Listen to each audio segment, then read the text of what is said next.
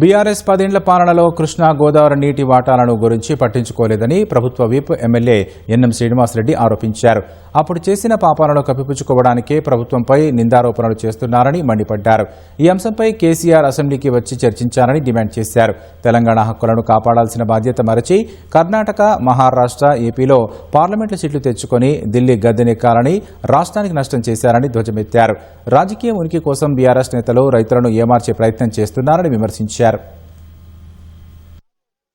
కేంద్రంతో మాకేం పని, మేము ఇరు రాష్ట్రాలను కూర్చొని మేము డీల్ చేసుకుంటాం, మేము మహారాష్ట్రతో మాట్లాడుకుంటాం, కర్ణాటకతోటి మాట్లాడుకుంటాం, మా ఇష్టం ఉన్నట్టు తెలంగాణ నీళ్ళన్నింటినీ వాళ్లకు వదిలేస్తామని చెప్పి ఆయన ఎంపీ సీట్ల కోసం ఆయన చేసిన ప్రయత్నం ఆ రోజు మన కళ్ళ ముందు కనబడ్డది కదా.